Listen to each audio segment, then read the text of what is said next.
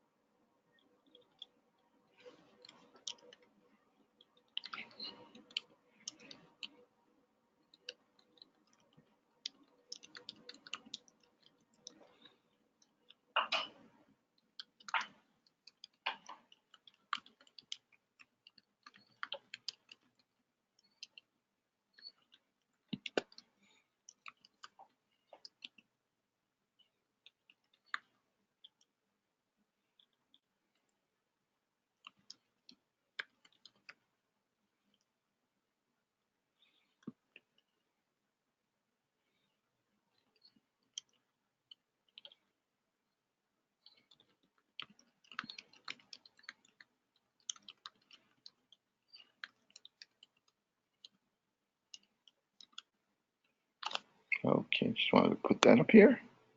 So you can, if you need to, you can go to Blackboard and you can just click on that announcement on the top of the announcement screen, the entry screen on Blackboard, and just click on it and you should be able to get my screen onto your monitor there. So you don't have to depend on that. Yeah, because it is pretty good. It is kind of hard to read. Okay, center 8, especially with the lights on. So let's get back to where we started here. As I started to say, we're starting with numerical variables: age, blood pressure, blood sugar, almost anything that exists on a continuous scale. Okay, even just age. To say age 50. Right, we have a bunch of people, we sample their ages, and the average age is 50, and there's a certain amount of variability. Youngest is 32, and the oldest is 75 or something like that. So we have, whenever we take a sample, whenever we deal with a population, that population has a center of some kind. It has a mean, or it might have a median, right? So, and usually if it's a normally distributed population, one that's is distributed in that typical bell-shaped curve, one that has is symmetrical around the mean, and the median is usually typically on a real normal distribution is the same as the mean is, the center of the values is the same thing as the average of the values is. And then we also have the nature that also tells us about the spread, how spread out these values are. Normally distributed populations, the spread is such that most of the values are close to the mean. And as you get further from the values, they become less common. There's fewer people that have that value. So the bell-shaped curve tends to get closer and closer to the axis, the bottom axis. Okay, so that's the nature of a normal distribution. So the mean and the spread, the way it's spread out, or in other words, the standard deviation of a sample, typically describes that sample to us, describes that sample. And that sample is representative of the population. In other words, the mean for the sample very frequently or and intentionally approximates the mean of the population.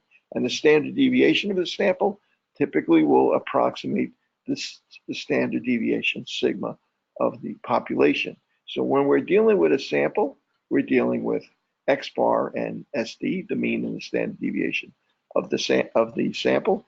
And that's representative of, when we're dealing with the population, the mean and the standard deviation of the population. Okay, so this approximates the mean, this approximates the standard deviation of the population. So that's when we deal with a sample or a population. So I'm going to draw a population. The spread is from 20 to 70, maybe a workforce population. And the middle is, I don't know, let's call it 40, I guess, 30 and 30. So well, 45, let's call it 45. So that's the middle. And it's normally distributed. We're looking at this particular population appears to be normally distributed. And we know that there's certain properties that this has associated with the mean and the standard deviation, right? Or let's assume for a moment it's an entire population. Maybe it's not a whole sample. Maybe it's entire population. So we'll just call it the mean and standard deviation, mu and sigma. Okay, so now we know that that's the way the values are spread out. Now, we've learned that if we take repeated samples from this population and we then take each of the values that we get as the mean, like in other words, if we say we're going to take a sample size of 25, pick out 25 people randomly from this population, and then we're going to take the mean of that and create a new distribution. Again, we'll take another 25 and another 25 and another 25 and create a whole new distribution based on all of those sample means taken over and over again. Well, that new distribution of the sample means is going to be unique to that sample size, because if we take a sample size of 25, it's going to be narrower than the population distribution. So since we're going to take 25 people and average them, we're very unlikely we're going to randomly pick 25 people and they're all 20 years old or they're all 70 years old. So we're not going to see it extend out that far. It's going to be much narrower. So in fact, in this case, the mean is going to approximate what we have here. The mean of this new sample distribution is going to approximate the mean there, which is 45. But the spread now is different because it's not just because it's not a sample, it's not a just plain sample from the population that we're building a distribution of, which approximates the population standard deviation. Because it's a distribution of repeated samples of size 25, it's much narrower. And that standard deviation for this unique situation is going to be equal to sigma over the square root of the sample size. In other words, our standard deviation for this population, I'm going to call it 10, right? 10 over the square root of the sample size, which is 25, which is 5 then, which is equal to 2. So this, where most of the values are going to be, the population is going to be between 20 and 70 here, and in this case, for repeated samples of size 25, they're going to be almost all within 3 standard deviations in either direction. In other words, the center's still around 45, but 6 below that, maybe 39, and 6 above that, maybe 51, and that's the range of the sample means that we'd expect to see. That's 99% or more of the sample means should fall within that range. Now, if I took a sample size of 100, what's going to happen now is the standard deviation for these repeated samples is going to be equal to, let's see, standard deviation is going to be equal to sigma, which is 10, over the square root of 100, which is 10, going to be equal to 1. So now 3 standard deviations below is going to be 42 to 48. It's going to be much narrower yet. The bigger the sample size is, the narrow is the range of our sample distribution. So in order to avoid confusion, when we take a sample from a population, just take 25 people and look at how it's distributed. That standard deviation is basically the same as the standard deviation of the population. When we take samples and repeatedly take samples to make a new distribution, that's equal to the standard deviation of the population divided by the square root of n. So it's different. So in order to keep these from getting confused, we're going to call this one the standard error. So whenever we're dealing with sample distributions, we're using standard error. Whenever we're dealing with samples from the population or the population itself, we're going to use SD or sigma. Okay? No big deal. That's just the way we're going to describe them. Okay, so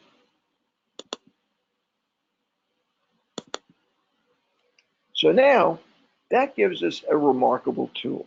That gives us a tool that's going to allow us to say, well, let's say I have 2 populations. One population is freshmen, and the other population is sophomores. And I do a survey. And I ask the freshmen, I'm gonna sample 25 freshmen. And I ask those freshmen on weeknight evenings, how much sleep do you get? And let's say that the average number of hours of sleep that they report to me is, let's say, 6 hours of sleep. I guess as college students don't get that much sleep, right? Especially younger guys. So how about sophomores? Well, let's see, sophomores, maybe they're a little bit more used to, studying, going to school and stuff like that. Take a sample from that of 25 also. And the mean for sophomores, when I ask them, comes out to be 7 hours. Okay. So I have only sampled 25 freshmen and 25 sophomores. Okay. So I'm wondering, is there a difference? Now 25 is just a small sample. For instance, even in CUNY, how many students do you think are in CUNY right now? 40,000, 30,000, right? At least 30,000, right? If you count undergraduate, graduate, probably at least 30,000 students in CUNY, right? And of those 30,000, maybe 20,000 are undergraduates, and maybe out of that, 5,000 freshmen and 5,000 sophomores. So at least 5,000 each of these groups, right? I've only sampled 25 randomly, right? But when I'm doing this survey, if I'm interested in knowing whether maybe we have to have an intervention, maybe we have to have they send out a memo, or have some sort of class where or maybe during the period when we're introducing freshmen into the school, that we want to have a period where we tell them about how to get their textbooks, how to do this, how to get teaching them good study habits, and so on and so forth. But we also broach the topic of getting enough sleep with them as well. So maybe we want to do an intervention here because we think the freshmen are different than the sophomores and even the rest of the school. And the freshmen, because they're freshmen, are not getting enough sleep. So really what I'm interested in here, I took a sample of 25 freshmen, but there's 5,000 freshmen coming into the school. So I really don't know if this is really what the mean for freshmen is, right? What is the mean for freshmen? 5,000? It's impossible for us to know unless we survey all 5,000 of those. In fact, even with the sophomores, right? Even with the mean for sophomores, I also don't know that, right? So my dilemma here is that I know that X bar for freshmen is equal to 6. I know X bar for sophomores is equal to 7, right? So are the means for freshmen and the mean for sophomores, the true mean, the entire population, are they equal to one another, right? Or are they different from one another, right? So the only way I can really determine that is if I have some idea how confident I can be that this is really representative of freshmen and that this is really representative of sophomores. One of the ways that I can do that is by, instead of taking this sample size, take a much bigger sample size, right? Gives me a little bit more confidence, right? The other thing that'll help me understand whether I can be confident that the real true means are different from one another, and it's just chance that I happen to pick 25 freshmen that don't get as much sleep as the rest of the class does, that didn't occur by chance. The other thing that helps me understand that is what the variability is. In other words, what's the standard deviation for freshmen, and what's the standard deviation for sophomores? How much do they vary? So if it turns out that the standard deviation for freshmen and sophomores is 2, well, that means that 95% of them are between 2 and 10 hours. It's all over the place. The hours they sleep are all over the place. On the other hand, if the standard deviation is 1, then the range of most of the values that these people are reporting are between 4 and 10 hours. Well, if it's a half, it's between 5 and 7 hours for freshmen, and so on. So the narrower the range is of the values that I got for those 25 students, the more confident I can be that 6 is really representative of the true population mean.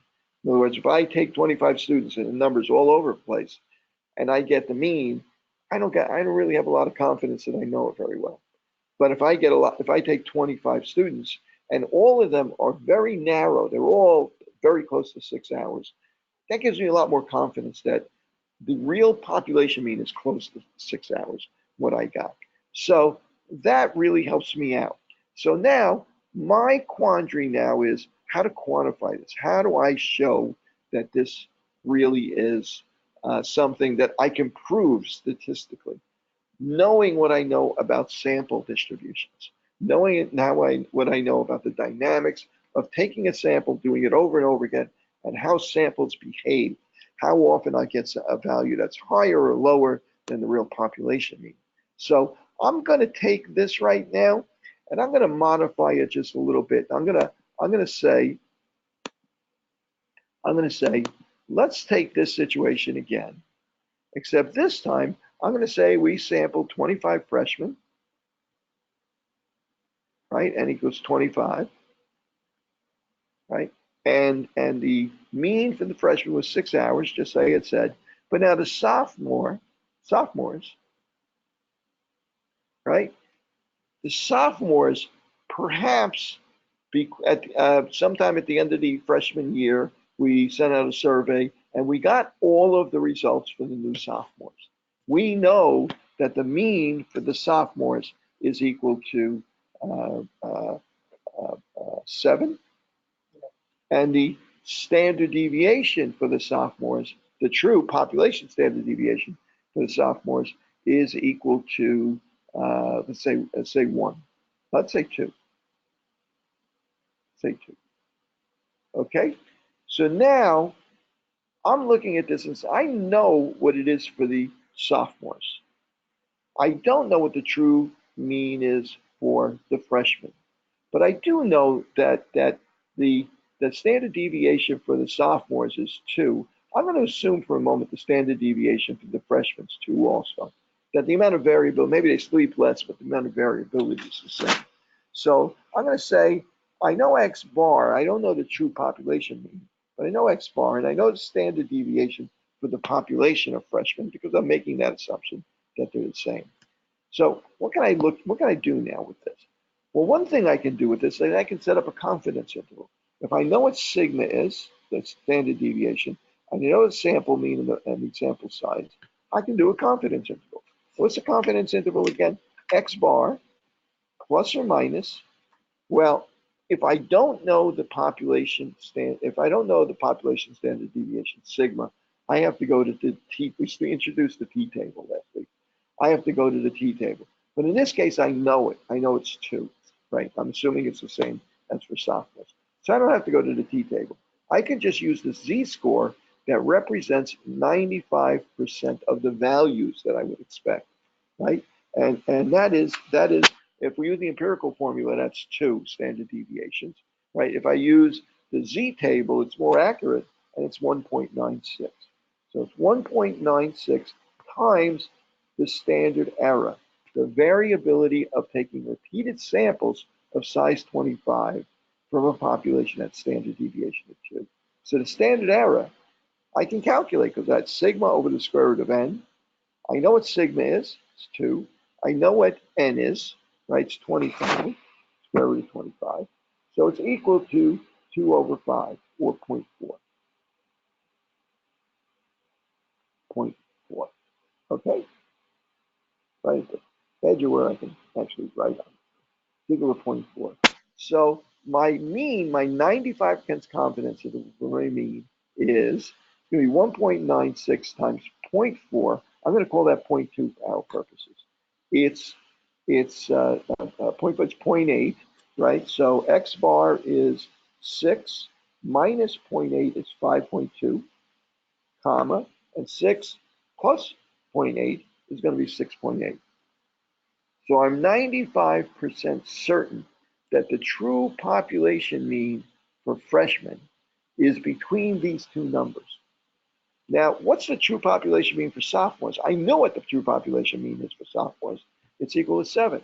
So if I put this on a number line, 4, 5, 6, 7, I am 95% sure that the true population mean for freshmen is between 5.2 and 6.8. It's going to be in this range here.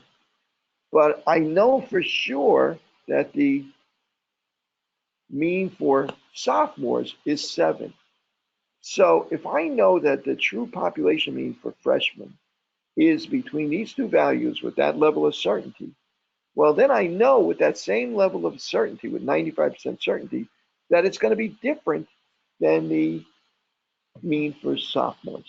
Because that mean for sophomores, that 7, is outside of that range. So I know that with 95% certainty that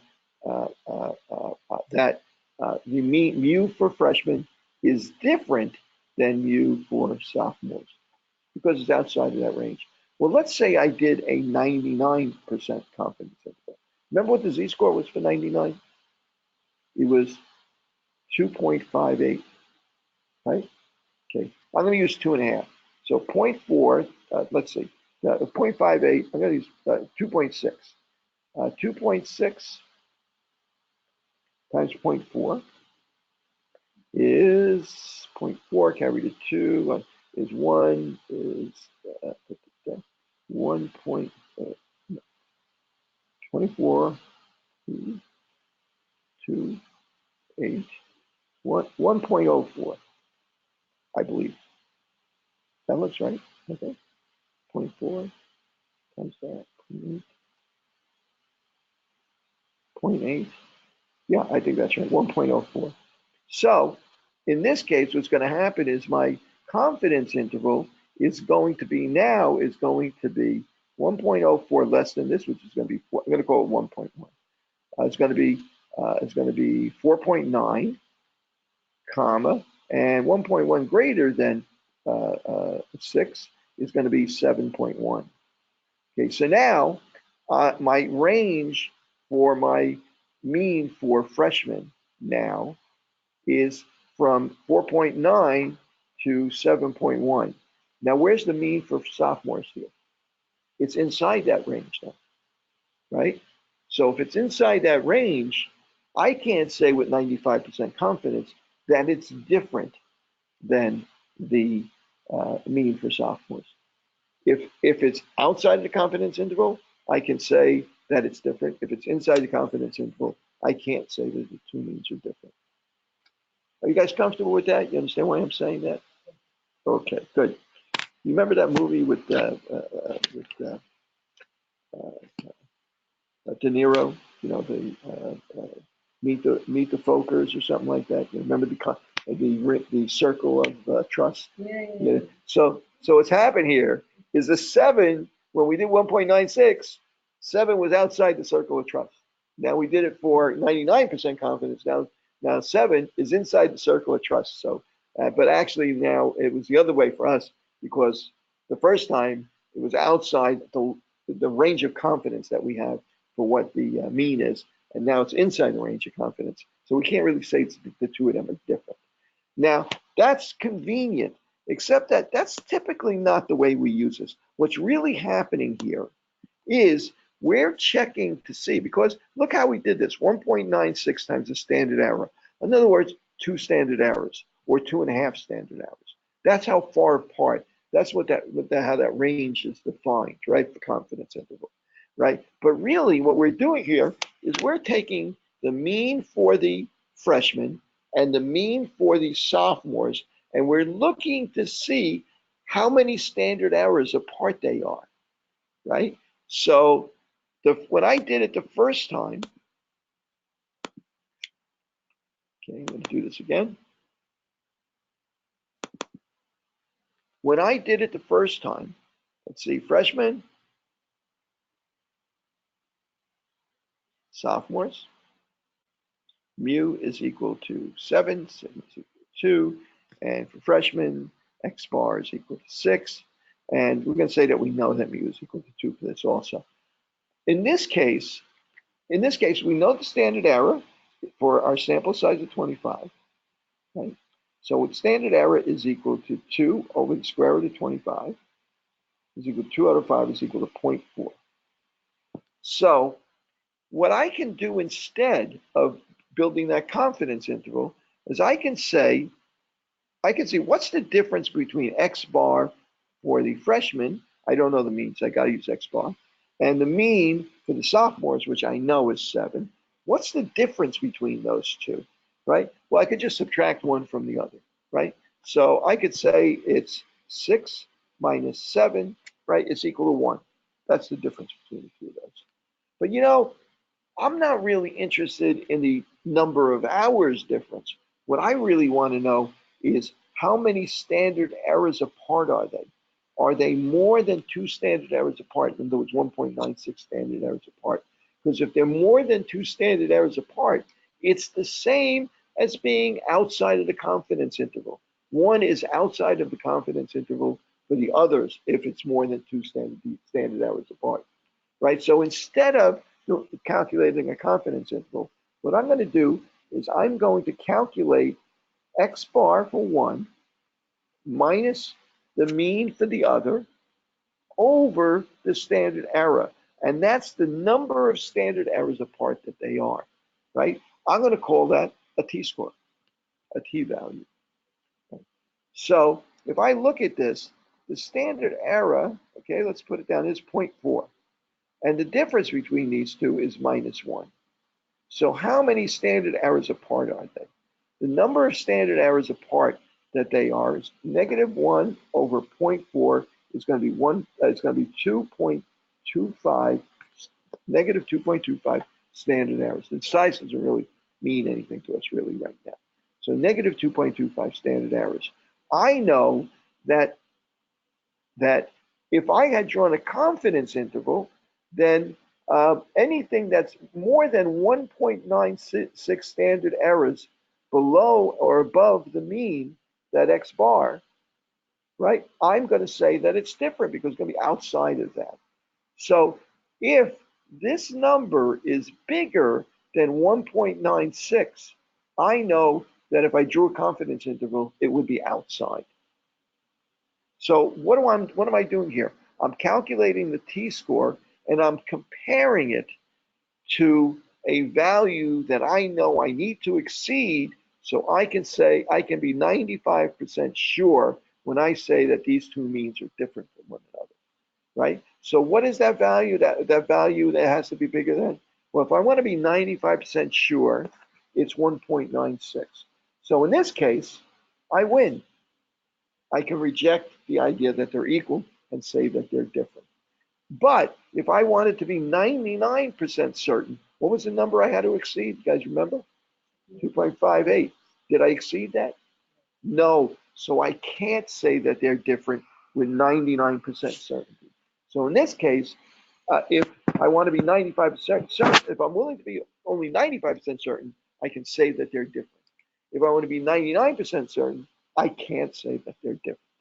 Well, instead of saying in statistics, instead of saying I want to be 95% certain or I want to be 99% certain, I say that I'm willing to accept up to 5% chance of being wrong. Okay?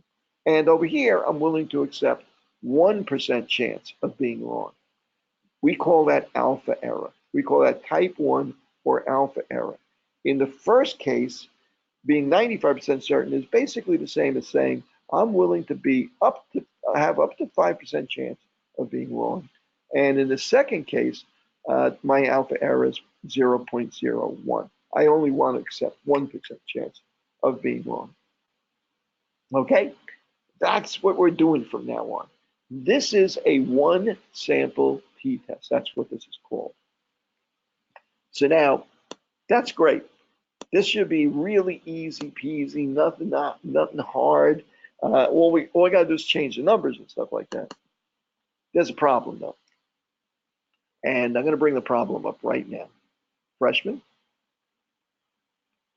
equals X bar equals, I think I said 6. Okay. And sophomores equals X bar. Now this time, instead of taking, actually, I'm going to tell you, sophomores are 7. We know that mu is equal to 7. We know the mean for 7, right? But now, what if I don't know the standard deviation for sophomores? Right? I got a problem. I don't have. How am I going to find out what standard error is if I don't have sigma? I need sigma. I got n. N is 25, right? But I don't have sigma. What am I going to substitute for sigma? Well, since I took a sample of 25 freshmen and got a mean of 6, right? Well, I can also take those 25 and calculate the standard deviation for those 25. And that standard deviation should approximate sigma. It's not going to be the same as sigma, but it should be reasonably close. I think this place is wanted. So that should be fairly close, right? Okay. So I can calculate the standard deviation of those 25. I can use Excel, SPSS to calculate, for those 25 numbers, what is the standard deviation? Let's say I get lucky and the standard deviation is equal to 2, right? The problem with that is that I'm getting the standard deviation from these 25 people. So just like the means from coming from 25 people, unlike the mean from the sophomores, which we know we surveyed every sophomore and we asked them. Unlike the sophomores, where we know the mean, we have a certain level of uncertainty about what the mean for freshmen is, and we have a certain level of uncertainty for what the standard deviation is too. Before, when we knew sigma, there was no uncertainty about standard deviation. We just simply knew it because I said we knew it, right? But now we added some uncertainty. So now When I do my t-test, the test I just said I'm going to do, t is equal to, I said, x bar minus mu over the standard error, right? That's going to be equal to 6 minus 7 over the standard error. Well, I'm going to calculate standard error. Well, since the standard deviation came out as the same as it did before, it's still going to be 2 over 5 is going to be 0.4, right? It's still going to be 0.4. The problem is we're not as sure about that as we used to be. So in that case, I'm going to calculate it out. It comes out to 2.25. So that's our t-value, right? Because we calculated standard error, but we didn't use sigma, we used standard deviation instead. So my t-value comes out to 2.25. If I had known what sigma was, my critical value of t, the value of t I needed to exceed, is going to be 1.96. No longer. Now I can't use 1.96 the z-score. Now I have to look up what t-value I need for this specific sample size in order to see if I've exceeded it or not. So I'm going to go find my t-table.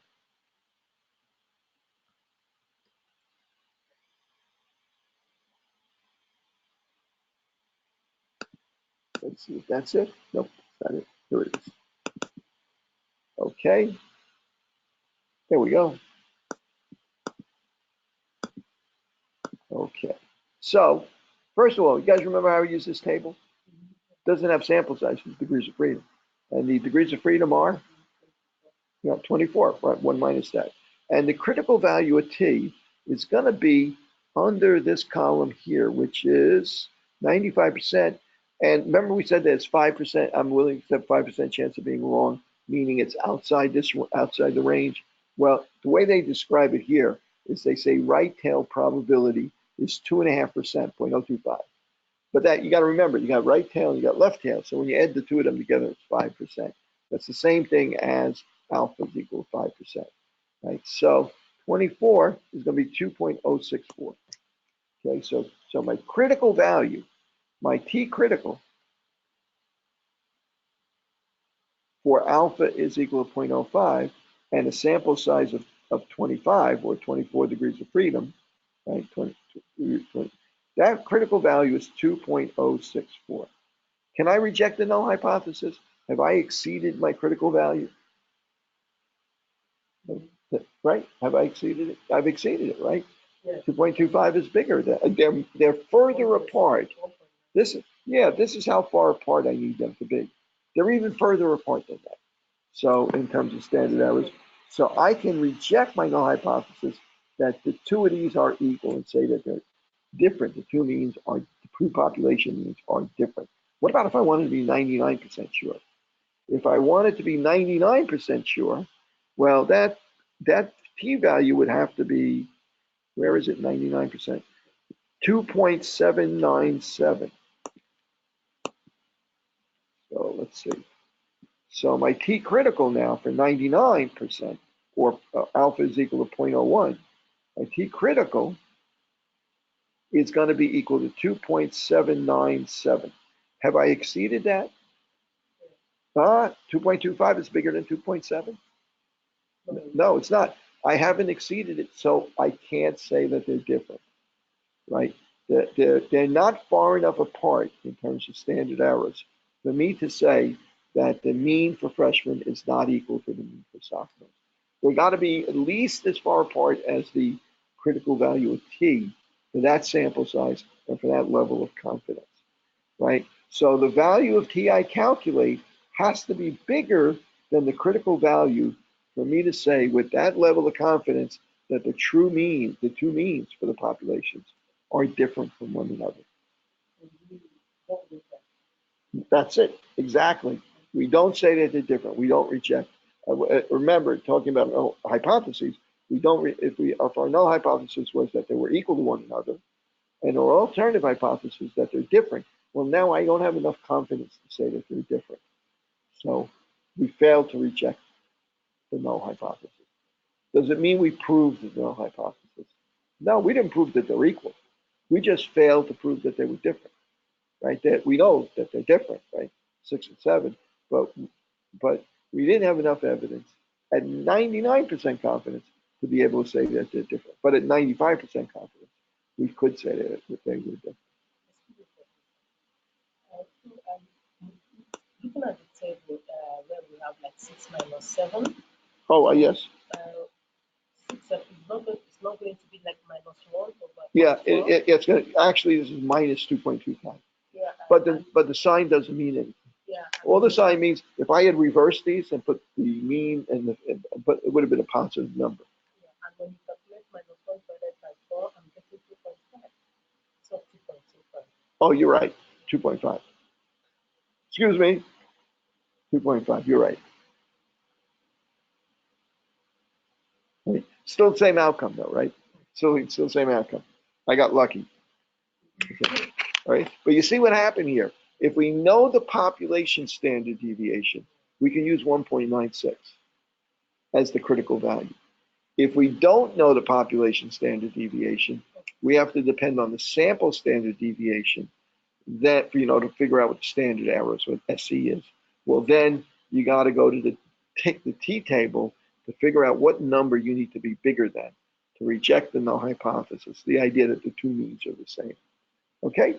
So what I'm going to do now, and for you guys online, what we're going to do is make sure we're muted.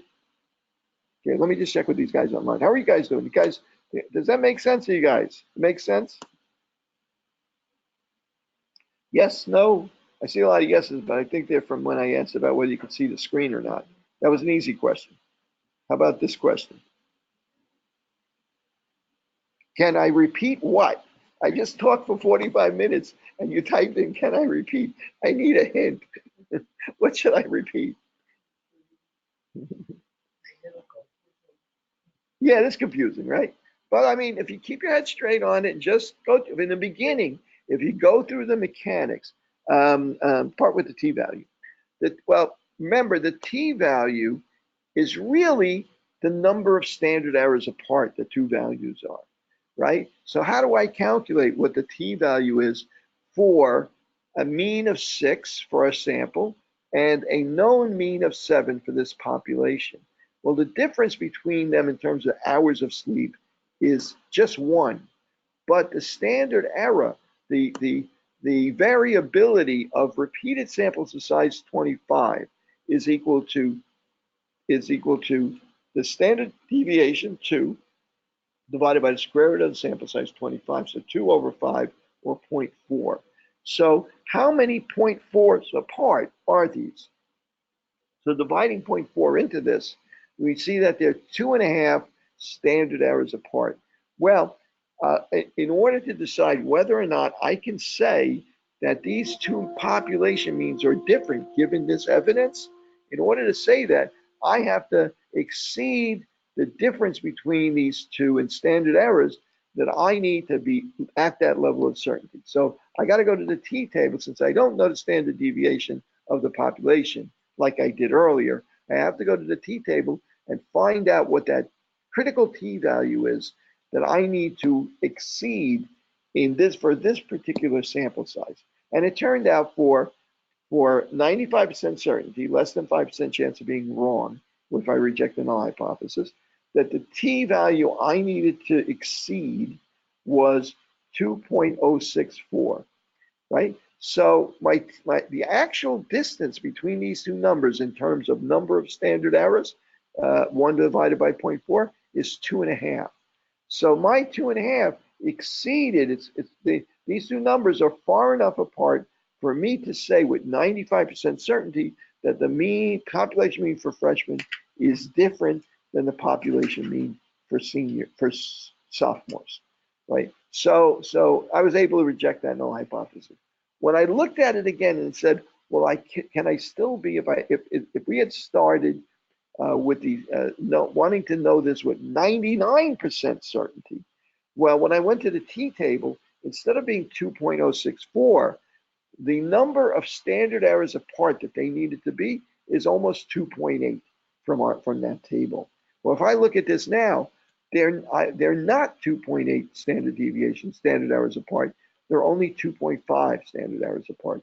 So they're not far enough apart those two numbers, the 6 and 7, given the sample size, they're not far enough apart for me to say with 95% certainty that I wouldn't have gotten this result, even if the two of them were equal. The mean for a freshman was equal to the mean for sophomores. So I can't say with that level of certainty that that the population means are really different from one another. Okay, like I said here, it's a little confusing, but you need to kind of, give it a few tries and let's go through it with mechanically. So try it with a few different numbers and the t-table, try it mechanically, and I think at some point it'll start to click as you've repeated it. Is it always that we know only sample mean and a sample standard deviation on one side, and we know sample population on the other side? Is always I made that up. This is what we call this. Actually, I didn't really make it up. This is what we call a single sample t-test. Okay, there is more variation. Is there more? There's plenty more, right? In this case, this is not that unusual. So in this case, we happen to know a value for one group, right? But for the other one, we're going to just sample that group, right? And then we don't know the actual mean, but we're going to sample. But for one group, we know it. We sampled everybody, and we know the mean.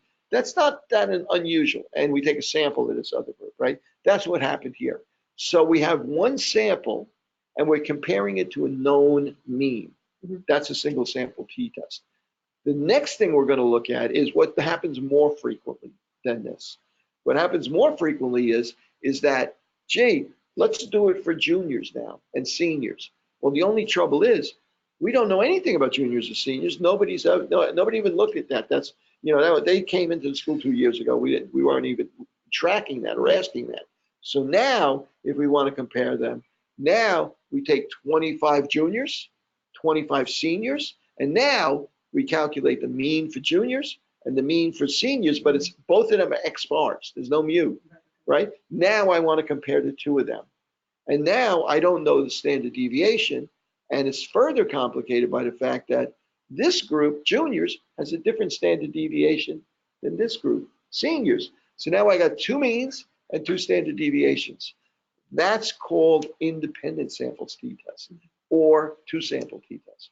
Most of the time, that's what you're doing, because you can imagine, most of the time you're going to be wondering whether this group has a higher blood pressure than this group, whether this group has a higher blood sugar than this group, whether this group has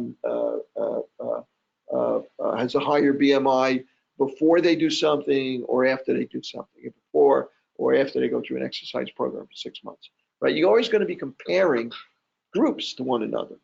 Very rarely are you going to know the means for the entire group. Most of the time, you're dependent on the sample that you've taken, right? So if you want to know if Weight Watchers works, you might have, if it works better than, what's another diet program? Weight Watchers, what's the one where they send you food? Atkins. What's that? Atkins. Atkins is the low carb one. That's the low carb, right? Okay, let's say you want to compare Weight Watchers and Atkins. So you would perhaps take 50 people that want to lose weight and say, okay, you 25, you randomly select 25, you 25 going to Atkins. You 25 are going on Weight Watchers. Come back in 6 months, we're going to weigh you again, right? So you might compare the weight loss for the Atkins group versus the Weight Watchers group. Do you know what the average weight loss for everybody that goes on Weight Watchers, or everybody that goes on Atkins? All he knows is 25 people. But since you know those 25 people, you also know the variability within each group at Atkins, whether there's a lot of difference between people, variability. And so you know the X bar, and you know standard deviation for each of the two groups. So now you want to know, okay, if the people on Atkins lost 15 pounds, people on Weight Watchers lost 10 pounds. Is that really due to just chance? Or is it really true that all of the people on Weight Watchers and all of the people, there would have been a difference in the average for all of the people on Weight Watchers, all of the people on Atkins? We never really are interested in what their sample result is. We're interested in what the population is. but our only window on that is what we see in the sample, right? So in that case, we got to see, okay, the average is 10 pounds, the average is 15 pounds. Are they far enough apart for us to say, based on 25 people from each group, with the variability that's in that data, is that 10 pounds and 15 pounds, is that far enough apart to say with 95% certainty that Weight Watchers works better than Atkins, or that Atkins works better than, in other words, that they're different, right? Or are they too close together, given what variability? Are they too close together that we can't say with 95% certainty that they're different? That's the task. That's what statistics is all about. That's why we're doing this, right? Is to be able to make that judgment, And sometimes you make that you do a test like that, and you spend a lot of time collecting data and so on and so forth. And then when you're done, the differences are not big enough for you to be 95% certain that the two groups are really different from one another. And then you have to make a choice. Does it look like you have enough evidence that they're far enough apart that if the sample size had been bigger, then maybe we had a different outcome or something like that? And you go back and do the study again, right? Or does it look like that there's so much variability that it doesn't look like there's really there's not enough of a difference? For instance, if the Weight Watchers group was 15 pounds and the Atkins group was 16 pounds, it's 25 people in each group. Say, gee, it looks pretty much like the same, Clearly, there's not enough difference to differentiate them. But how much difference do you need? 10 to 16 to 14? 17 to, at what point can you say the two populations are different? That's what we're doing. That's what the t-test is for, to give us that point where we can say that the two population means are really different, right? That we know that they're different. But in statistics and public health, we never really know anything. We only think we know. Right, and we know with 95% certainty. To us, 95% certainty is we know, right? If you're in physics or if you're in chemistry, is a whole different thing. If I hold the ball out over here and I open my hand in physics, where's the ball go? Goes down, right? In physics, you open your hand, the ball doesn't go down 95% of the time, it goes down every time, right? In public health, because of all the variability, how difficult it is to all the confounding factors, the fact that we can't sample everybody, we can't test it every time. I know in physics, if I did this 100 times, ball would go down. I did it 1,000,000 times, ball would go down, right? But when we're dealing with sampling 25 people out of a population, one time I might get, for freshmen, out of those 5,000 freshmen, one time I might get sample 25 of them. One time I might get an average of 6 hours. The next time I do it, I might get an average of 6.5. Next time I might get an average of 5.8. Next time I might get an average 7.2, right? But so there's a lot of variability in here. So that's why we deal with probabilities when we come to these conclusions. That's why we talk about confidence intervals. That's why we talk about alpha error, like 95% confidence, or in other words, less than 5% chance of being wrong, less than 5% chance of making an alpha error. In other words, saying they're different when they're not really different. Okay, and it happens all the time, right? Somebody does a study. How many times you've read in the paper? They just did this study, and coffee is good for your cardiac health. And then somebody else does a study and says, "Oh, coffee raises your cholesterol," right? Another guy does a study. "Oh, coffee has no effect on your cholesterol." I mean, they do these studies over and over again, and when people try to replicate them, 95% of the time, they might get the same thing. 5% of the time, they might get the wrong answer, right? The wrong answer. There was let me just check. Let's see online if I got some questions. Calculate t is higher than the critical value, reject the null. If it's less than the critical value, then fail to reject the null. Yes, Cindy, that's exactly right. So let me give you an example of a study. Back in the early 70s, late 60s, early 70s, you guys know what planaria are? Planaria are like these little worms, right? Sometimes they feed them to fish and stuff like that. They look kind of like tiny worms, little tiny worms. Planaria are basically, they have no brains, they just react, right? I guess they have some kind of brain, but they react to light, right? In other words, if you shine a light on them, they'll either turn away or turn towards the light, right? for whatever reason.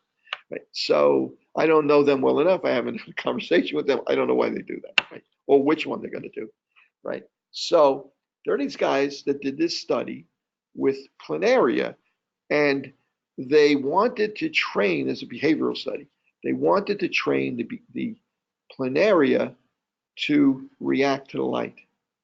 So what they would do is they would put some food or something. In other words, they would shine a light on the planaria. If it turned towards the light, they would put a little drop of food or something like that, reinforce them in some manner, right? And then they would keep doing it over and over and over again until eventually they got to the point. It's like Pavlov: shine a light, turns to the right. They have trained planaria, right? And they trained thousands of these planaria. I mean, you can imagine, like, I don't know who funded the study. They trained, this is a good capstone, right? They trained thousands or tens of thousands of planaria to react to light, right? Then they did an interesting experiment. They said, well, these are very, very simple organisms, very simple neurological systems and stuff like that. Maybe we can learn something from what happens if we grind up the planaria and feed them to other planaria, and then see if there's some transfer, some neurological transfer between the two of them. So they did a study, and of course they ground them up to them, the other planaria, and then they started to test them, right, to see whether they turn left or right when you shine the light on them, and so on.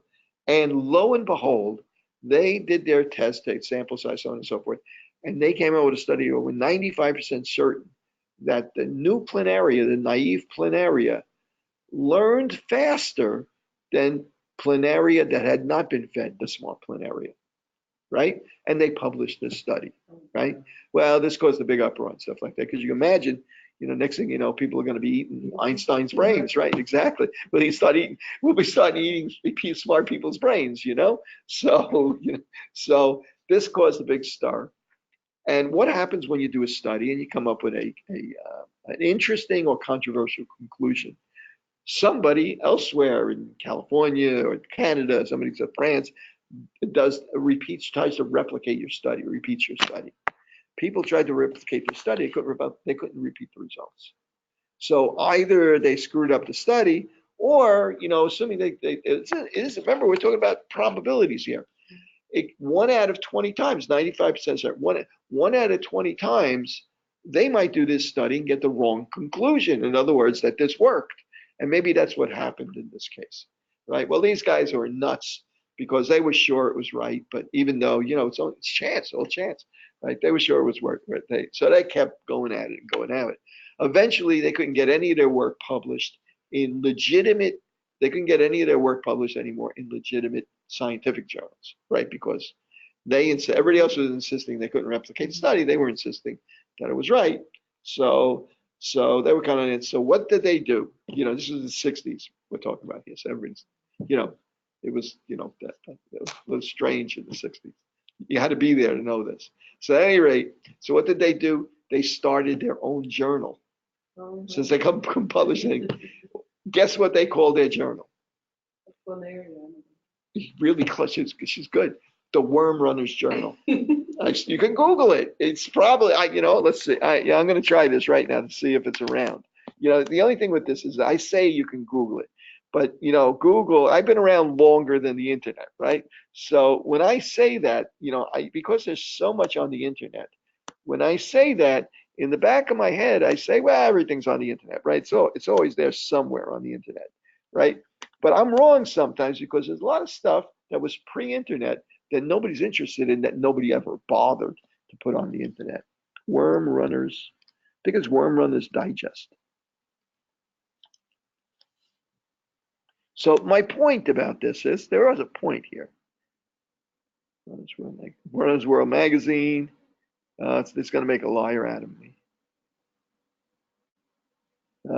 See what happens. Oh, yeah, Worm Runners. Yeah, there's a lot of those too. Oh, you have that one. Okay, Worm. Here it is. There you go. Wikipedia. Where else would you find something like this? Wikipedia. It was created in 1959. It was even earlier than that. After experience with worms generated a torrent of mail inquiries. Yeah, and then the sad part about this thing is then they became a repository for every nutty ESP study, and every study that couldn't get published anywhere else would wind up on this. And I guess I would guess one of these days on Antique Roadshow, somebody's going to show up with a copy of the Worm Runner's Digest or something like that. It was a thing, they actually published it. Many memory transfer through cannibalism in planaria. So RNA memory transfer, complaints theoretical, and scientific publications. Yeah, they had lots of theoretical stuff in it too. Let me see if is there an image? I'm sorry to I mean digress. There you go, there's the cover. Well, actually, this is a new book.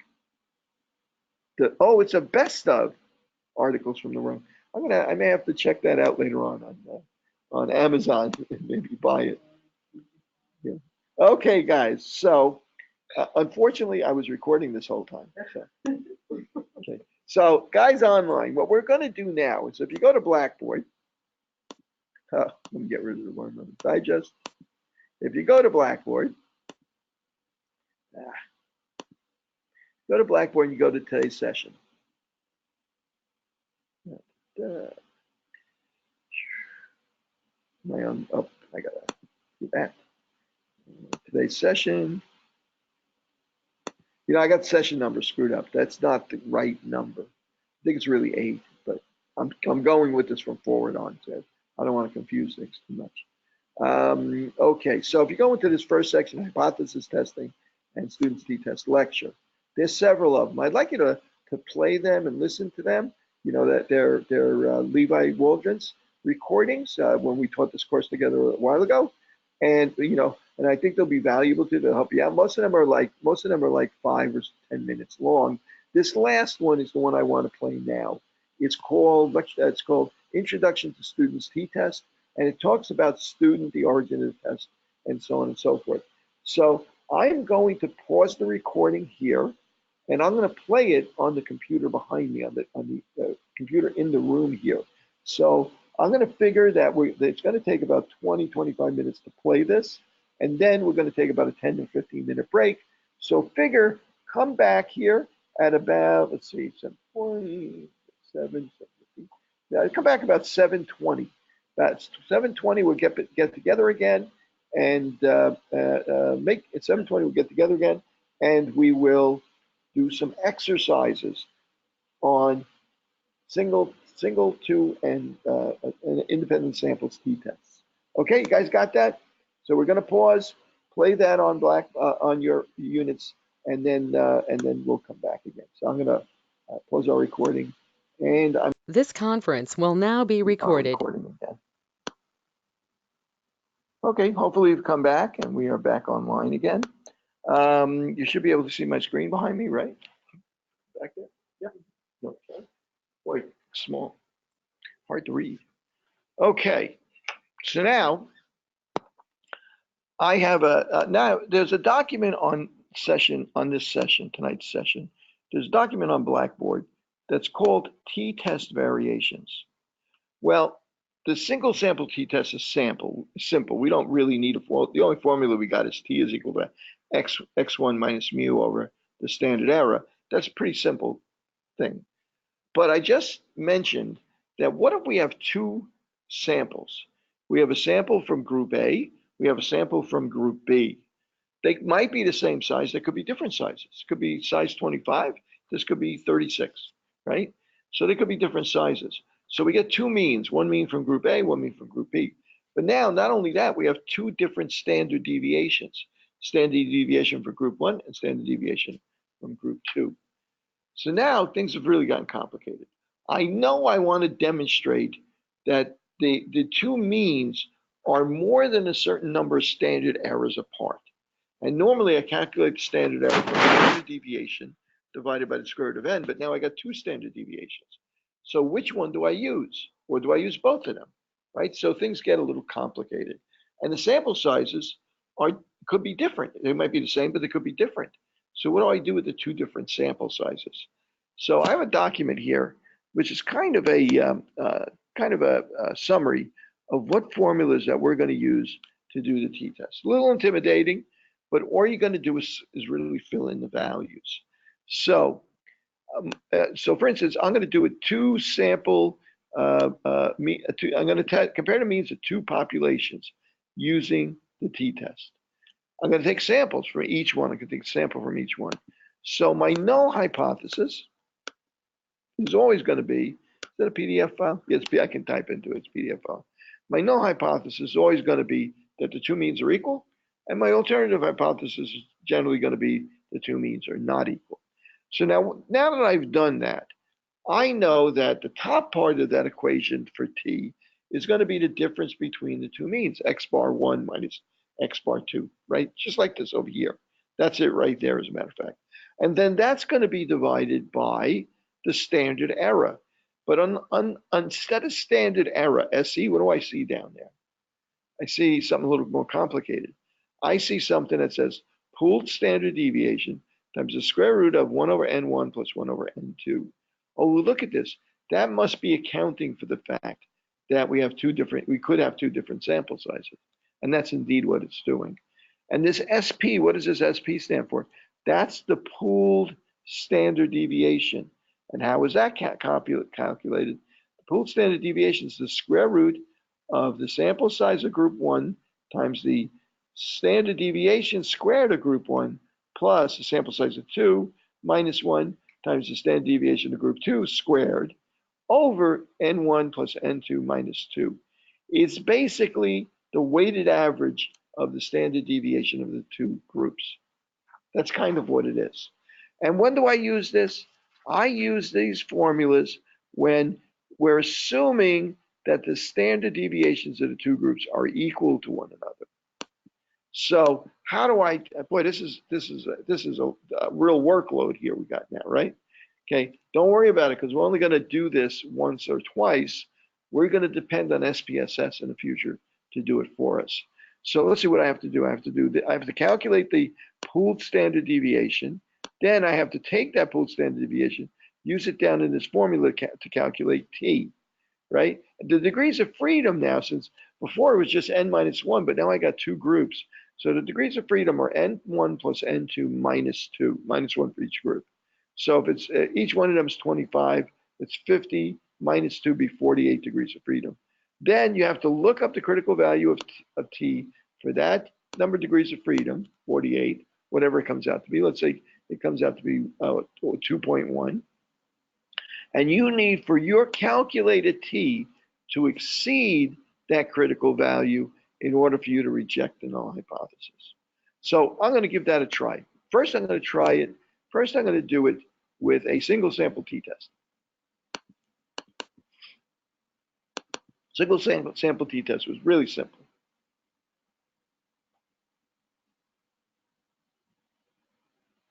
Where'd it go? There it is. Here's a single sample.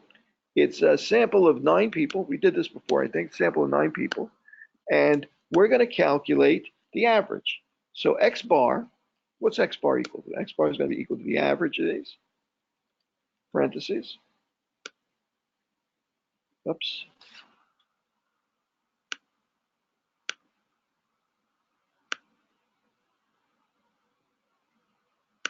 Let me try this again. I think it worked. Let me make this a little wider so I can see what's going on here.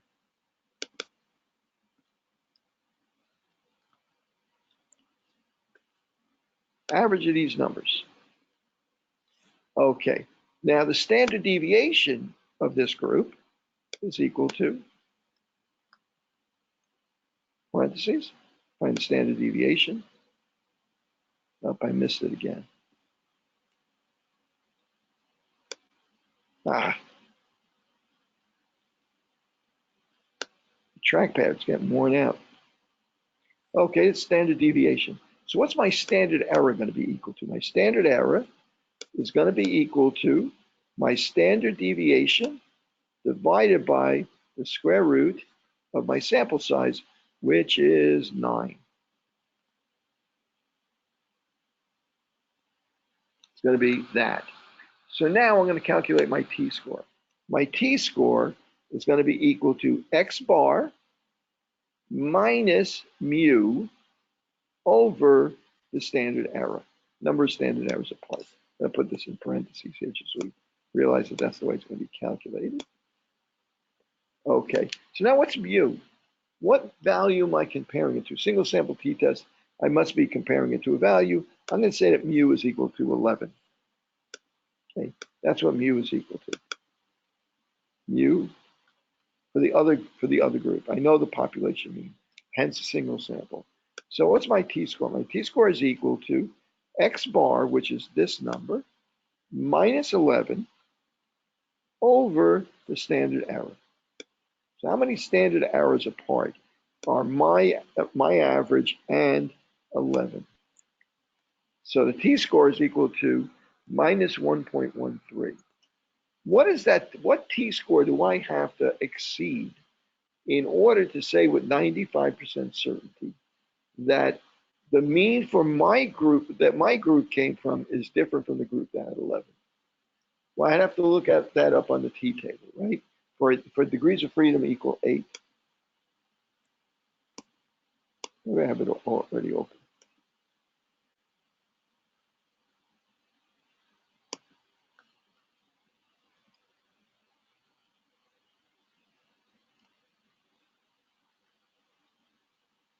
Okay, let me get it back again. Okay, there it is. If the degrees of freedom equal 8, or a 95% confidence, or alpha is equal to 0.05, has to exceed 2.3. So T critical, this is T. T critical is 2.3. Is 1.3 bigger than 2.3? No. So I fail to reject my null hypothesis. I can't say the mean of this population is different from the mean of this population. I fail to reject my null hypothesis. So now I'm going to move on from there. We tried that before. We've done this before. I'm going to move on now to two sample hypotheses. Okay, and I'm going to go over here. Yes. You have a range of number values to look at. That is the standard range to look at. To say that it's above or below. That's what the t-table is. The t-table tells you what number you have to be above to reject the null hypothesis.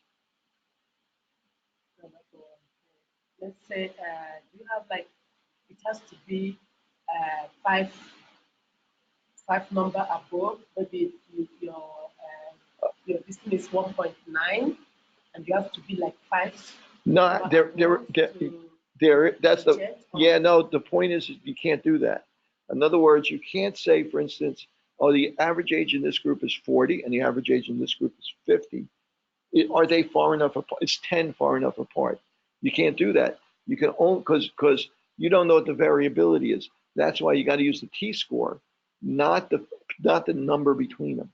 So what you do is you say, well, the distance between them is 10, but it's not the 10. What's important is how many standard errors apart the 10 represents. So if the 10 represents 3 standard errors apart, then you can say that they're different enough. But if the 10 only represents 1 standard error apart, in both cases it's 10, but it's really important how many standard errors that difference represents. So that's really what that T is all about. The t-score is the number of standard errors between the means of the two groups, right? So you don't have to worry about what the actual values are, just what the T value is. Okay, so I'm gonna open up this other table. This is a 2-sample t-test. Now I'm going to do the same thing, except this time I'm going to write out my null hypothesis first. My null hypothesis is that the mean for males is equal to the mean for females. Okay, what's my alternative hypothesis going to be? Yeah, the mean for males is not equal to the mean for females. Now, I don't know the mean. I'm never going to know the mean for females and mean. All I know what X bar for females is, and what X bar for males is, right? and I'll calculate that right now. The average for females is equal to average, parentheses, and I'm going to take the average for all the females. And the average for males is equal to average, parentheses, and I'll highlight males, is equal to tens. So males are 10, females are 7.5. Now I know the difference now is 2.5 between these two, but that's irrelevant. Why? I need to know how many standard errors apart they are, not what the actual number apart they are, because it depends on the variability, and it could be standard error is a big number, standard error is a small number, and it's going to impact it. So now I have to know, okay, so now I have to calculate my t-value. Well, first, before I do anything, I'm going to look up my t-critical, right? And my t-critical for this situation, well, first of all, I need, what I didn't calculate yet? I didn't calculate standard deviation for females and the standard deviation for males. I didn't calculate that. Let's see, equals standard deviation for females is 1.94, and for males it's equal to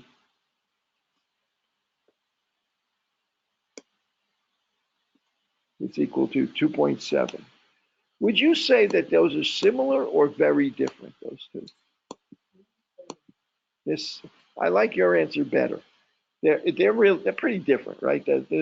But as far as we're concerned, for statistical purposes, as long as one is not double the other, we're going to say that they're similar. Okay, so they're not double the other, right? This is 1, this is 2, this is almost 3, but one's not double the other. So I'm going to say that I have a situation where I have approximately equal variances between the two of these. Okay, so remember that sheet that I had? That sheet says calculate degrees of freedom. Degrees of freedom, when we have a situation where equal variances, where standard deviation is assumed to be equal, then my degrees of freedom are going to be the sum of the two sample sizes minus 2. So my degrees of freedom is equal to, it's 9 and 9 is 18 minus 2 is 16.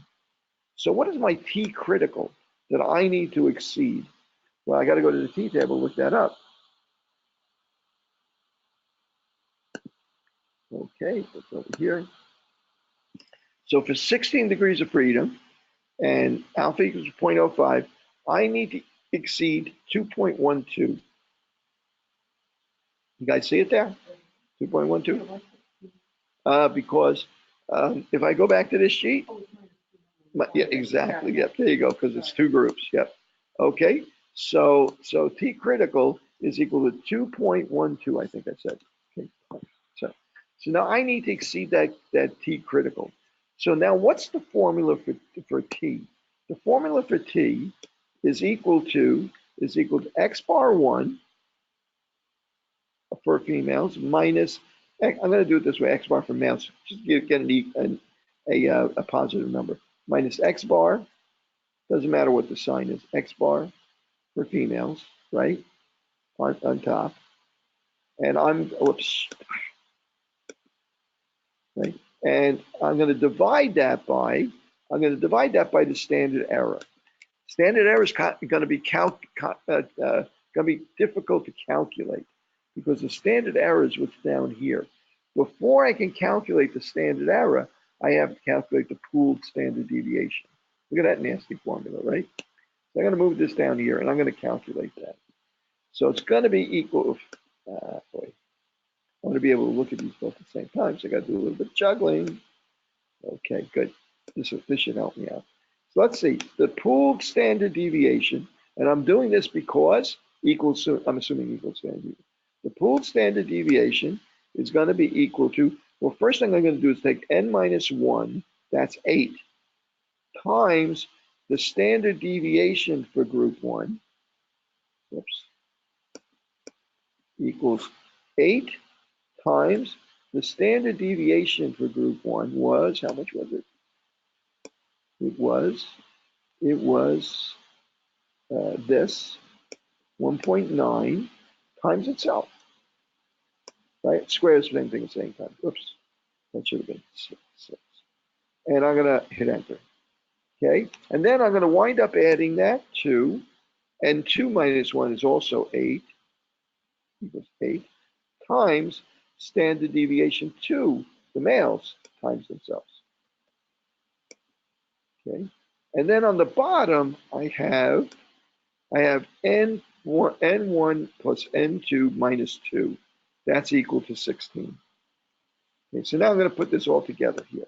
The pooled standard deviation. See, I'm just doing it step by step. I could build into a single formula, but it's going to get a little confusing.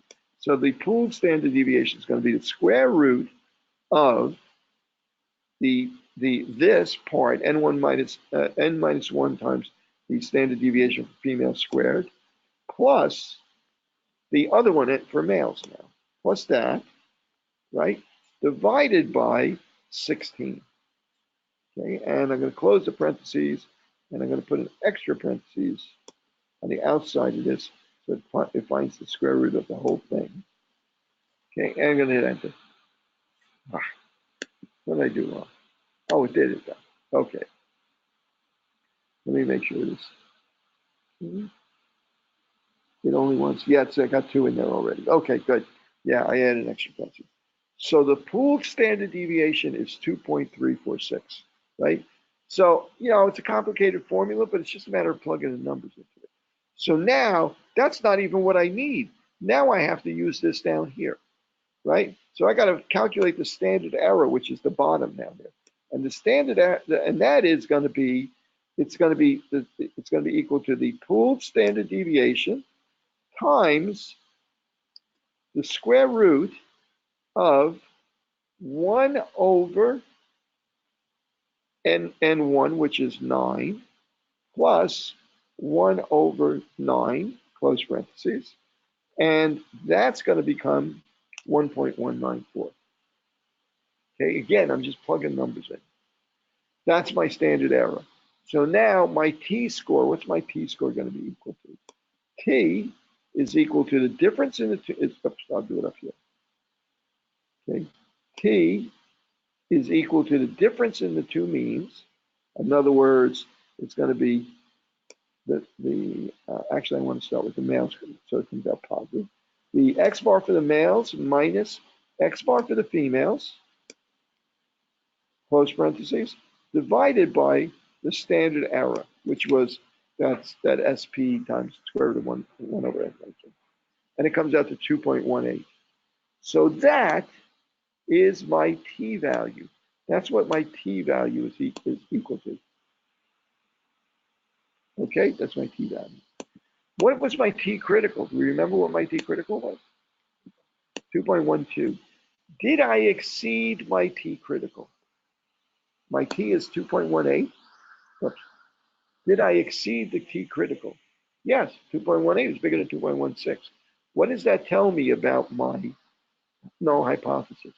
That tells me I can reject my null hypothesis and accept my alternative hypothesis. I'm 95% sure that the mean for males is different from the mean for females. That's it.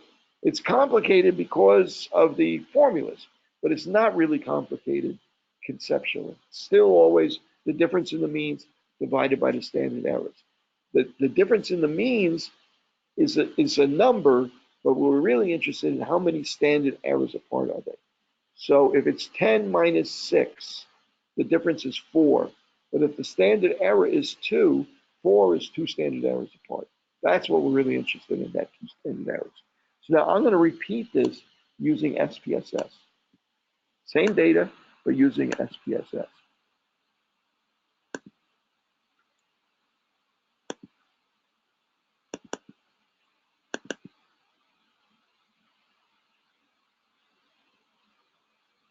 Come on.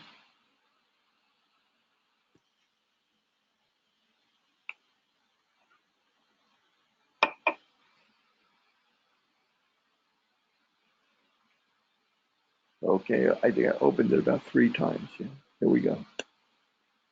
I get impatient, Okay, so here's the data. Male and female, right? Gender is one variable, and the value, whatever that number happens to represent, is the other one. It's numerical. So now I'm going to go ahead and SPSS, I'm going to do a t-test. I'm going to do the same thing we did before. Then we're going to set up a null hypothesis, mu for females equal to mu for males. Mu for females not equal to mu for males is the null alternative hypothesis. I'm going to go up here, analyze. And what am I doing? T-test. I'm comparing the means. I go down to compare the means, and I'm not going to one sample t-test, right? Because that would mean I only have one sample, and I'm comparing it to a known number. I'm going to independent samples t-test, 2 samples. I'm going to open that up, and I'm going to say test variable. That's what I'm going to find the average of. The thing I'm going to find the average of is the values. But the thing I'm going to break it up into is males and females, which is the grouping variable, okay? And I think that males and females were 1s and 2s. Yeah, they're 1s and 2s. Okay, so I got to tell it that the 2 variables are 1 and 2, right? Because it doesn't know male and female. You got to let it know that for the male and female, 1 and 2, 1 represents female, 2 represents male. And then I'm going to click OK. And the output window is going to come up. And here's the output window. The output window tells me the mean for the females is 10, mean for the males is 7.56. We already know that. We just did that, right? And the standard deviation, same as we calculated them.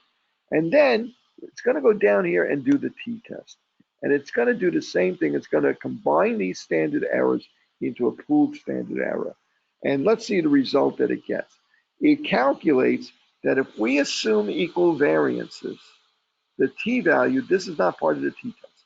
See, it's kind of separate, Levine's test for equality of variance.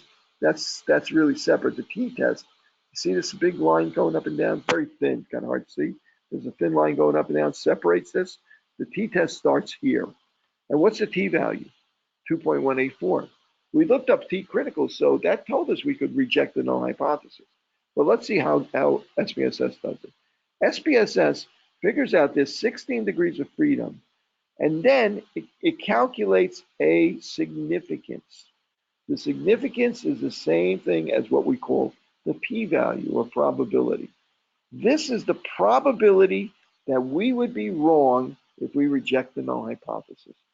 Really, in reality, what it is the probability that we would get this big a difference, 2.184, between the 2 means if the null hypothesis were true, which is basically kind of saying the same thing as what's the probability of us being wrong if we reject the null hypothesis.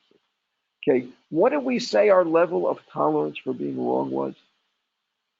You remember alpha? What was alpha equal to? 0.05. Correct, 5%. So as long as there's less than 5% chance we're going to be wrong, we reject the null hypothesis. So what's the chance we're going to be wrong? 4%. So it's the same conclusion, reject the null hypothesis. It doesn't bother to give us a t-critical, right? We only need that when we're doing it manually. It actually gives us the exact probability of being wrong. This is literally the same result, yes? So if the t-cell is above 0.05, then you fail to reject. Yep, yep. Because more than 5% chance you could get this difference, that big a t-value, with that big a difference between the 2 male and the females, and that the 2 populations would have the same mean. There's more than the 5% chance that could happen. So you don't want that. You want to be less than a 5% chance that could happen before you say they're different, right? Right now, this is less than 5%. We reject or we fail to reject. We reject. We reject. Yeah, because that's the level of chance that we would be wrong if we reject. The level of chance that's the probability that we would get this outcome if the 2 means were equal. Less than 4%, there's less than 5% chance we would have gotten this t-value if the means were equal. So since there's less than 5% chance that that's true, we're willing to reject the null hypothesis. Okay, if that's more than 5%, we fail to reject the null hypothesis. Now, is that like written in stone? I mean, 5%. Somebody picked that, right? No, it didn't like like Moses when he came down from the mountain. Yeah, did you ever see? There was a movie with Mel Brooks, The History of the World, where he plays Moses. and he goes up on the mountain and the burning bush and everything like that, and he disappears for 40 days, and he comes back down, and he's carrying 3 tablets, three big tablets when he's coming down from the mountain. And he says, he gathers everybody around, he says, he yells at them for the graven images and everything, and then he says, like Charlton Heston, he yells at them and so on and so forth, and he says, and the Lord has given me these 15, and he slips and he drops one of the tablets and it breaks. And he says, 10 commandments. Right? There's another 5 that he broke, that nobody knows about. And so at any rate, this is kind of like that. Because Didn't that 5% come from? No, but that was on the tablet that broke. No, I mean this one right here. Like Yeah. who came up with 5%? Doesn't that come from 95% of population? Yeah, that it is. It's exact. But why is 95%? Why not 99? Why not 9? In other words, that's convention. That's convention. Yeah, right. Why not 96? Why not 92? Just a nice even number. 95 and 5%, nice even number. It means that if you get 0.05 there, or 0.05, 0.0499, it means that 5%, if you did 20 studies and came up 5% every time, right? One of those 20 studies is probably wrong, right? But that does happen. You hear about studies being done, and then they found out that it wasn't true at all. What if this number is 5% sharp?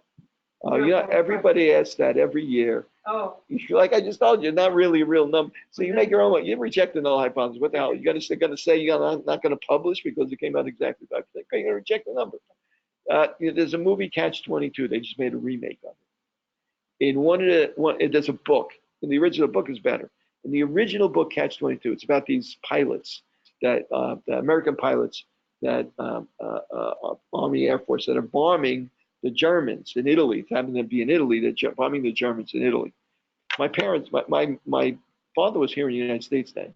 My mother, brother, and sister were in Italy during the war, and they were in the mountains outside of Naples. And during the beginning of the war, they would be hiding, from the Germans were bombing and stuff like that, be hiding in caves. And then towards the end of the war, the Americans were burning the Nazis, but hiding from American bombs. So they were hiding from the bombs of both sides. But at any rate, how did I get off on that tangent? I got 5%. Yeah, 5%. Yeah, 5%. Yeah. Yeah. So that's kind of arbitrary which one you would choose. I had a point there though for a second there. Let me think about this for a second. What was the point that I was trying to make?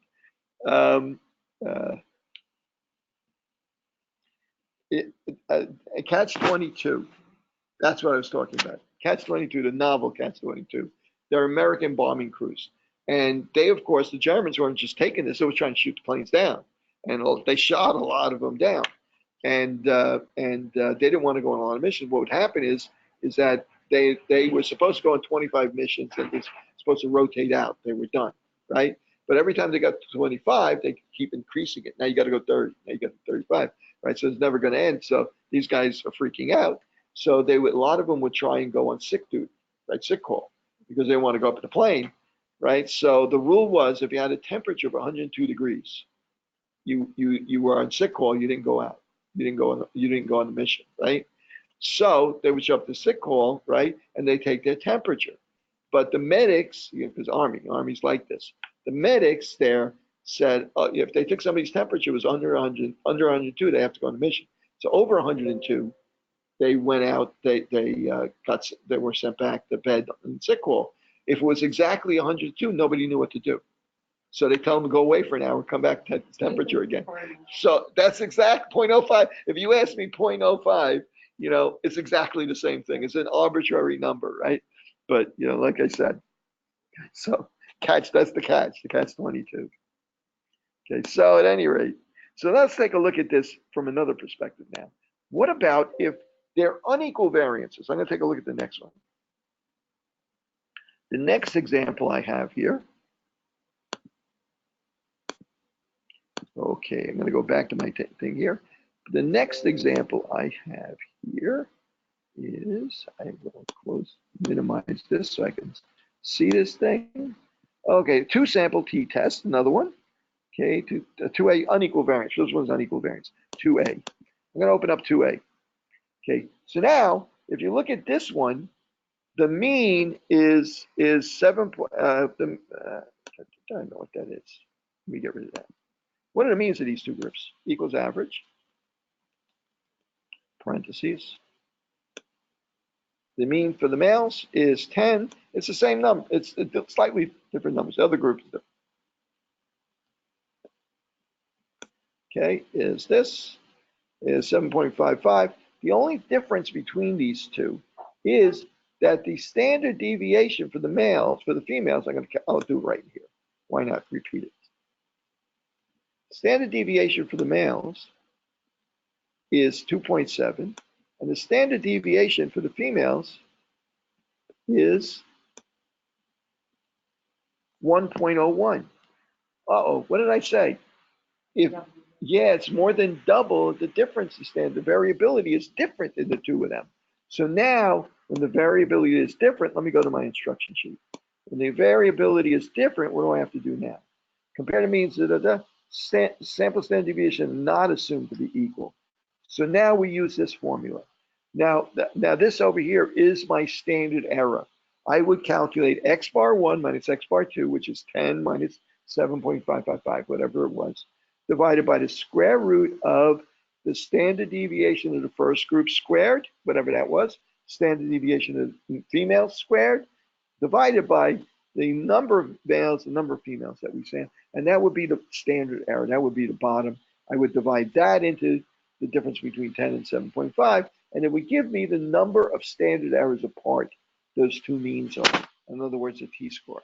And then I would need to know the degrees of freedom to calculate whether or not I exceeded the critical value of t. I need the degrees of freedom to calculate the critical value of t. I know what t is now, but I need the critical value. Okay, so let's calculate that. Uh-oh, here's how you calculate the degrees of freedom in this case. Look at that formula, right? Most people don't bother to solve that formula. Most people just take the smaller sample size, subtract 1, and use that for the degrees of freedom. So they would just use 8 or something like that as a very conservative version.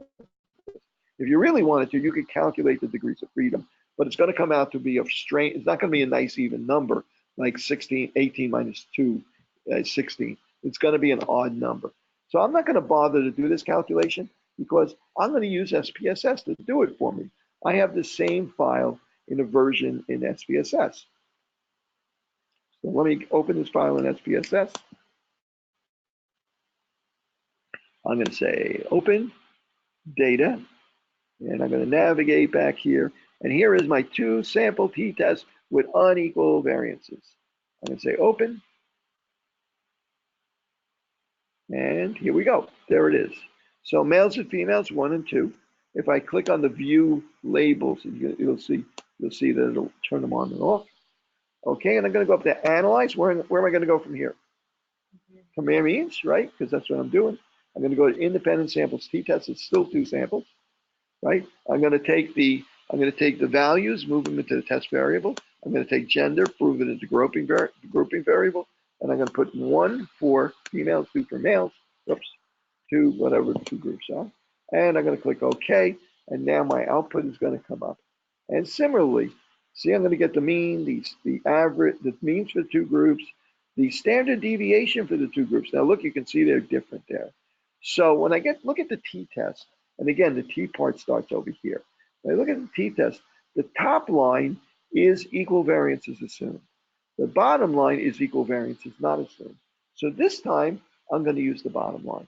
Okay, so I'm going to go across here, and the t-value is 2.511, and which is, to be honest with you, in this case, they're the same as if I use the top line. Very often, there's not most of them that can be very much difference. But in this case, they're very simple, right? Okay, so it's 2.5. Now, does that exceed the critical value of t? SPSS is not going to calculate, it's going to secretly calculate the critical value, and it's going to calculate the actual real probability of being wrong if we reject the null hypothesis. In order to do that, it has to use that formula to calculate the degrees of freedom. Remember how complicated the formula was? Well, look at the degrees of freedom. It's not a nice even number because I had to use that formula to calculate it, right? And then it's going to calculate the probability I would be wrong if I reject the null hypothesis. And it happens to be 0.031. Okay, reject. It's less than 0.05. We reject, yes. It's small enough likelihood of being wrong that we can reject the null hypothesis, say that the males and females are different, right? So that's pretty, this makes it a lot more reasonable to do this. Now you do notice the significance. It was only, if we had used the top line, it was 2.3%. But we would have been wrong to use the top line, right? Because the variability is so great, right? So we use the bottom line there. But this is the t-value we calculated. You don't see t-critical here at all. Okay. SPSS calculates t-critical, but then it skips all, it says, okay, I calculated t-critical, but now, given this result, that corresponds to this likelihood of being wrong, right? T-critical is the number that is exact. Remember you asked me about exactly 0.05? The t-critical, if you get t and it's exactly the same as t-critical, right? That's the same thing as having a significance of exactly 0.05. So the t-critical is the t-value which gives you a 5% chance of being wrong. So if you got a t-value that's bigger than t-critical, you have less than a 5% chance of being wrong. SPSS calculates that, but it doesn't put it here. It actually puts the real probability of being wrong, the 3%, 3.1% or whatever it is. That's what we do if we have unequal variances. Okay, so now there is another different possibility here for how we might be dealing with this kind of data, and that is a paired samples test. What's a paired samples test? Okay, it's pretty interesting, paired samples test. Okay, and I'm going to go back to our list here. I'm going to open up an Excel file which has a paired samples test. Okay, paired samples test is, let's say that, how are these guys doing online? You guys doing okay online there? I think most of them didn't come back.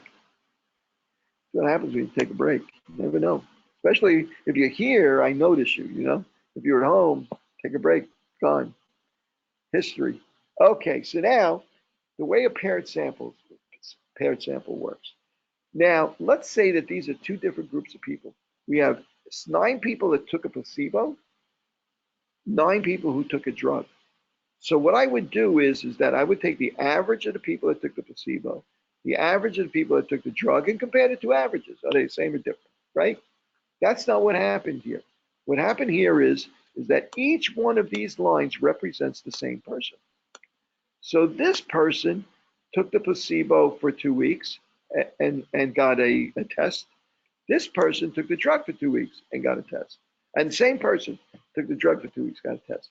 Next person took the placebo for 2 weeks and the drug for 2 weeks. And we're looking at the difference between whatever this maybe it's some sort of marker, metabolic marker or something like that. This person, subject number 4, took the placebo for 2 weeks and then got that metabolic score, then took the drug for 2 weeks, got that metabolic score. It's the same person. Each line is the same person taking it before, either taking the placebo or taking the drug. Now they actually randomized this. So each person, like this person might have taken the drug first and the placebo second, and this person took the placebo first and the drug second, and so on and so forth. So now, instead of having 9 people that took the drug and 9 people that took the placebo, right? Instead of having that, now I have 9 people who took both, each of them, right? So now, instead of looking at this as 2 different groups of people, I'm going to say, well, what I'm really interested in is what was the difference between these? In other words, equals this minus this. Okay? What's the difference? Well, for the first subject, there was no difference in the metabolic score. For all the other people, 2, 4, 3, -3, -1, 6, 1, 1 with 3, and so on and so forth. These are the results for the other people, how much their metabolic score changed after they took, the difference between what the placebo did for them and what the drug did for them. So now let's say the placebo and the drug do the same thing. The drug doesn't do anything, the same thing as the placebo does. What would we expect the average difference to be? If the drug doesn't do anything, what do you think the average difference would be in the scores? 0, right, exactly. So I'm going to take the actual average, and the actual average didn't come out to 0, it came out to 1.5, right? So the question now is the difference I calculated here in the real people, is it different enough from 0 for me to say that the drug did something, right? So what's my null hypothesis here? My null hypothesis in a paired sample t-test, that's what this is called, paired sample t-test, is that the difference is equal to 0, is my null hypothesis. What's my alternative hypothesis? The difference is not equal to 0, right? So now how do I figure that out now? Well, the way we figure that out is we do a t-test, and the t-test is, what's the t-test going to be? The t-test is going to be the difference minus 0, right? Basically, that's x bar minus x bar 1 minus 2, divided by the standard error. Standard error what? Well, it's the standard error of these differences. The standard error of the differences is equal to the standard deviation of the differences, right? And we're going to take that, and we're going to take that and divide it by the square root of the sample size, which is 9. So that's equal to 0.899. That's my standard error, is 0.89. So I take my t-score, which is whatever the difference is minus 0, which is the difference in the means, which is equal to this number over the standard error. How far from 0 is it really? And the standard and the t-score comes out to be 1.792. So how many degrees of freedom? Now what are we doing? A paired sample t-test is really the same thing as a single sample t-test, except we're only looking at the differences. We're not looking at the two groups, the two results. We're only looking at one column, the differences, we're comparing it to 0. So what is t critical? In order to figure out what t critical is, I have to know what the degrees of freedom are. Well, since there's only one group, what is the degrees of freedom? 8, yeah, it's 9 people minus 1, right? 9 numbers minus 1 degrees. And my recollection, I don't remember for sure, but I think the degrees of freedom were 2.3 something, right? 2.306 or something like that. Okay, so my t-score, the number of standard errors that this is different from 0 is 1.172 standard errors, the t-score. The critical value I needed to exceed is 2.3. Can I reject the null hypothesis? No, it's not far enough apart. That's it. You're getting it. That's exactly what's going on here. Just so you know, I'm going to do the same thing in SPSS. So I told you you'd start to get this if we did it, if we banged away at it long enough. Okay, so let's get these. Okay, now I'm going to open that file. Open data and paired samples t-test.sav. There we go. Open this up. Okay, and here are the two groups. And I'm going to go up here to analyze. I'm going to go again on comparing means. Compare means, paired sample t-test. Now, SPSS is going to wait for me to put the two values, the two variables in here. And I got to put placebo in, then I got to put drug in. Well, let me click OK until you put them both in there. I'm going to click OK. And SPSS is going to calculate the values for the placebo, values for the drug, and it's going to find the mean difference. The mean difference was 1.556, same thing as we calculated. And the standard deviation was 2.698, same as we calculated. And the standard error is 0.899, same as we calculated. And the t-value, you got to go all the way over here to get the t-value. P-value is 1.730 with 8 degrees of freedom, and the probability of being wrong if we reject the null hypothesis is 12%. So just like our conclusion when we did it, it's too high. It's got to be less than 0.05. That's it. So we learned how to do single sample t-test. We learned how to do a two-sample t-test. When we have equal variances, we learn how to do a two-sample t-test. When we have unequal variances, we learn how to do a paired samples t-test. So this is a great way of comparing means, this t-test, right? We have a tool now that if we have two groups and we want to know, and we're working with a numerical variable in those groups, and we want to compare the means of those two groups, the average cholesterol for Americans versus Frenchmen,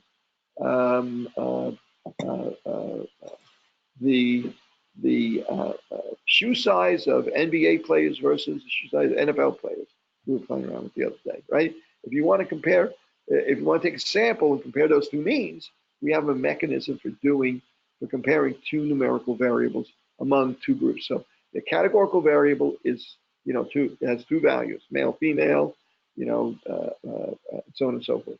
The numerical value, the other variable has to be a number because we need a numerical variable to use the t-test. Okay, that's great. Well, how about if I have more than two groups? What if I want to compare the